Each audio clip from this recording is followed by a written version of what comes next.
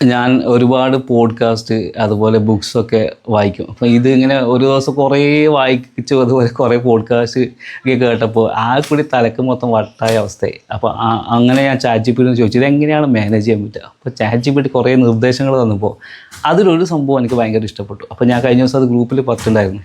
അതായത് നിങ്ങൾ പഠിക്കുന്ന കാര്യം, ഡെയിലി വായിക്കുന്ന കാര്യം ആരോടെങ്കിലും ഷെയർ ചെയ്യുക, നിങ്ങളോട് തന്നെ അല്ലെങ്കിൽ ഒച്ചത്തിൽ കണ്ണട നോക്കി പറയാനൊക്കെയുള്ള കുറച്ച് നിർദ്ദേശമാണ്. എന്നാലും മറ്റുള്ളവരോട് ഷെയർ ചെയ്യാമെന്ന് പറഞ്ഞപ്പോൾ എനിക്കതൊന്ന് പെട്ടെന്ന് കത്തി. അപ്പോൾ ഞാൻ വിചാരിച്ചത് ഇനി ഇതുപോലെ ഞാൻ വായിക്കുന്ന കാര്യങ്ങളിൽ എനിക്ക് പറയാൻ പറ്റുന്ന സംഭവങ്ങൾ എന്ത് ചെയ്യും, പറയാൻ പറ്റുന്ന മീൻസ് എല്ലാം എനിക്ക് ഇതുപോലെ പ്രസൻറ്റ് ചെയ്യാൻ പറ്റിക്കൊള്ളണമെന്നില്ല. അപ്പോൾ പറ്റുന്ന പോലെ ഞാൻ നിങ്ങളുമായിട്ട് ഷെയർ ചെയ്യാമെന്ന് വിചാരിക്കുന്നു. അതുപോലെ തന്നെ മറ്റൊരു കാര്യം പറഞ്ഞാൽ ഇപ്പോൾ എൻ്റെ ചെറിയ മോളുണ്ട്. അപ്പോൾ മോൾക്ക് എനിക്ക് കുറച്ച് അവൾ വലുതാകുമ്പോൾ ഞാൻ ഈ പറഞ്ഞ കാര്യങ്ങളൊക്കെ ഒരു ഡോക്യുമെൻ്റായി അവൾക്ക് നാളെ ഇത് കാണാൻ പറ്റുമല്ലോ എന്നുള്ള ഒരു ഉദ്ദേശം കൂടി ഉണ്ട്. അപ്പം ഞാൻ കഴിഞ്ഞ ദിവസം കേട്ടൊരു സ്റ്റോറി നിങ്ങളായിട്ട് ഷെയർ ചെയ്യാം. ഒരു ഗ്രാമം, ആ ഗ്രാമത്തിൽ കൂടുതൽ കൃഷിയുമായിട്ട് ബന്ധപ്പെട്ട സംഭവങ്ങളാണ് അവർ ചെയ്ത് ജീവിച്ചു വരുന്നത്. പക്ഷേ പൊടുന്നതിന് അവിടെ ഒരു വരൾച്ച വരികയും വെള്ളം ഇല്ലാതാവുകയും ഈ പറഞ്ഞ കൃഷിയൊക്കെ നശിച്ചു പോയി. ആ ഗ്രാമത്തിലെ മുഴുവൻ ആൾക്കാരും വല്ലാതെ പാടുപെടുന്ന ഒരവസ്ഥയിലേക്ക് എത്തി. അങ്ങനെ ഈ എന്ത് ചെയ്യണമെന്നറിയാതെ നാട്ടുകാരൊക്കെ ഇങ്ങനെ നിൽക്കുന്ന സമയത്താണ് അവിടത്തേക്കൊരു സന്യാസി അല്ലെങ്കിൽ ഒരു പണ്ഡിതനായ ഒരാൾ വന്നു. ആളോട് കണ്ടപ്പോൾ ഇവർക്ക് സങ്കടം പറഞ്ഞു. അപ്പോൾ ആൾക്ക് മനസ്സിലായി, അവിടുത്തെ സിറ്റുവേഷൻ മനസ്സിലായി. അപ്പോൾ ആൾ എന്ത് ചെയ്തെന്ന് പറഞ്ഞാൽ ആളുടെ കയ്യിലുള്ള ഭാണ്ഡക്കെട്ടും കാര്യങ്ങളൊക്കെ സൈഡിൽ വെച്ചിട്ട് ആൾ അവിടുന്ന് ഡാൻസ് ചെയ്യാൻ തുടങ്ങി.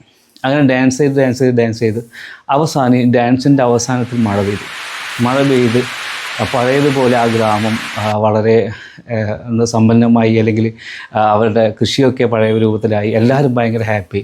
പക്ഷെ പോകെ ഈ ഒരു ആളുടെ ഡാൻസും സന്യാസിനൊക്കെ പഴയ ആൾക്കാർ ഓർമ്മിച്ച് നോക്കുമെങ്കിൽ പുതിയ യുവാക്കളായ ആൾക്കാർ പറയാൻ തുടങ്ങി, കുട്ടികൾ പറയാൻ തുടങ്ങി അയാൾ ഡാൻസ് ചെയ്തിട്ടൊന്നല്ല മഴ പെയ്തത്, അയാൾക്ക് അങ്ങനത്തെ വലിയ കഴിവൊന്നുമില്ല എന്നൊക്കെ പറയാൻ തുടങ്ങിയാൽ സന്യാസി അപ്പോൾ അതൊക്കെ കേട്ട് ആൾ നിരാശനായിട്ട് ആ ഗ്രാമം വിട്ടു പോകാൻ നിന്നെങ്കിലും പഴയ ആളുകൾ പറഞ്ഞു നിങ്ങൾ പോകണ്ട, പുതിയ ആൾക്കാർ കുട്ടികൾക്ക് വലിയ ഒരു അറിവില്ലാത്തത് കൊണ്ട് അവർ പറയുന്നതാണ്, നിങ്ങൾ ക്ഷമിച്ച് നിൽക്കുക എന്ന് പറഞ്ഞ് അങ്ങനെ ആൾ കുറച്ച് കാലം കൂടി അവിടെ നിന്നെങ്കിലും കുറച്ച് നാളുകൾക്ക് ശേഷം വീണ്ടും പഴയ പോലെ വരൾച്ച വന്നു.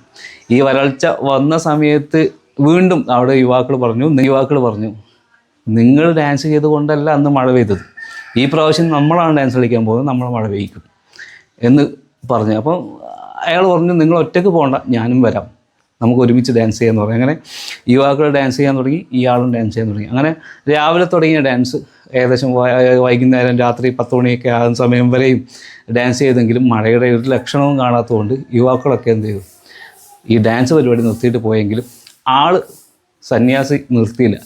അയാൾ വീണ്ടും ഡാൻസ് ചെയ്യാൻ തുടങ്ങി. അങ്ങനെ ഡാൻസ് ചെയ്ത് അവസാനം ഡാൻസിൻ്റെ അവസാനത്തിൽ എത്തുമ്പോഴേക്കും മഴ പെയ്തു. അപ്പോൾ യുവാക്കളൊക്കെ വന്നിട്ട് പറഞ്ഞു നമുക്ക് തെറ്റുപറ്റി, താങ്കളൊരു വലിയൊരു മഹാൻ തന്നെയാണ്, നമ്മൾ നേരത്തെ ധരിച്ചു വച്ചിരിക്കുന്നതൊക്കെ തെറ്റാണെന്ന് മനസ്സിലായി, അതുകൊണ്ട് മാപ്പാക്കണം എന്നൊക്കെ പറഞ്ഞെങ്കിലും ഈ സന്യാസി പറഞ്ഞ് യഥാർത്ഥത്തിൽ അങ്ങനെയല്ല സംഭവം, നിങ്ങൾ ഡാൻസ് കളിച്ചത് നിങ്ങൾക്ക് മടുക്കുന്നത് വരെയാണ്, എന്നാൽ ഞാൻ ഡാൻസ് കളിച്ചത് മഴ പെയ്യുന്നത് വരെയാണ്. ഇതാണ് നമ്മൾ തമ്മിലുള്ള വ്യത്യാസം.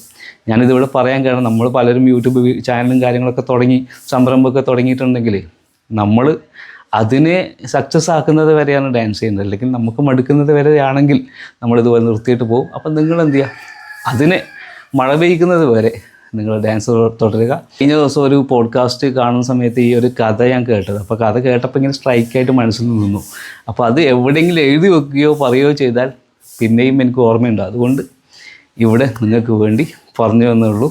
കഥ ഇഷ്ടപ്പെട്ടെങ്കിൽ എല്ലാവരും അഭിപ്രായങ്ങൾ പറയാം.